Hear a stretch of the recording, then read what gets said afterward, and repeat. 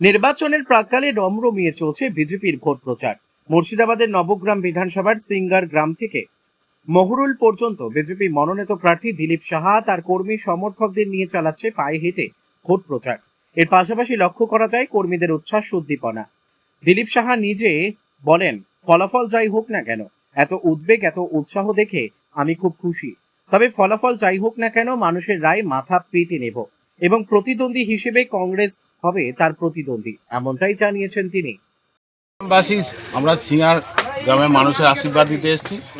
সেখানে তো আপনারা দেখছেন যে মানুষ কীভাবে উৎসাহিত, আজকে মহিলারা উলুধ্বনি দিয়ে ফুল ছিটিয়ে যে আমাদেরকে আশীর্বাদ করছেন, যে মানুষ যেভাবে এগিয়ে এসছেন, আমি জানি না এর আগে কোনো ইলেকশনে এইভাবে মানুষ এগিয়ে আসে। সব মানুষ আজকে তারা তাদের মনের প্রার্থী পেয়েছেন, আমাদের নরেন্দ্র মোদীর মতো লোক, যে ভারতবর্ষের সব মানুষের সাথে চিন্তা করেন।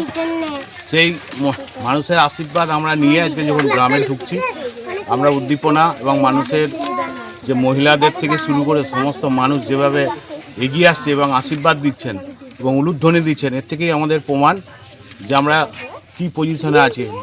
মানুষ একবার সুনিশ্চিত আমাদেরকে একবারে দুহাত ভরে আশীর্বাদ দিয়ে তার ভোট বাক্সে আমাদেরকে ভরিয়ে দেবে। পশ্চিমবাংলা তথা এই এলাকার আমরা যেটা দেখছি, প্রত্যেকটা বিধানসভায় মহিলা ভোট একটা ফ্যাক্টর হয়ে দাঁড়িয়েছে। মহিলা ভোট কতটা আপনার ঝুলিতে আনতে পারবেন বলে মনে হয়? মহিলারা যেভাবে এগিয়ে এসছেন, আজকে মহিলারা সমাজের মেরুদণ্ড। তারা বুঝেছেন যে আমরা যদি সমাজটাকে না ধরি, তাহলে আমাদের ছেলে মেয়ে থেকে শুরু করে আজকে অসহায় তারা যাবে কোথায়।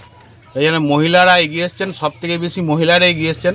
পুরুষ মানুষ সেখানে ওখানে কাজে যান, তারা হয়তো বিকেলের দিকে সময় পান, তারা না থাকলেও মহিলারা যখন এগিয়ে এসছেন, মহিলা আমরা মানুষের মানে কি বলবো, সেটা সংখ্যায় আমি বলতে চাইছি না, তবুও আমাদের মহিলারা যেভাবে এগিয়ে এসছেন, মহিলারা 90% মহিলাই আমাদের।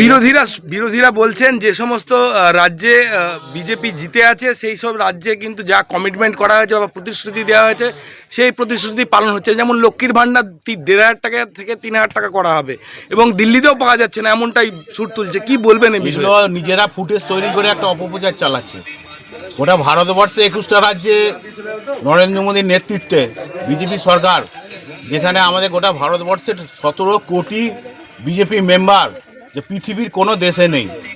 যে অপপ্রচার মানুষ জানে, তারা সব খবর রাখে, এই অপপ্রচারে কোনো লোক কান দিচ্ছে না। তাই জন্য একটার পর একটা অপপ্রচার চালিয়ে যাচ্ছে।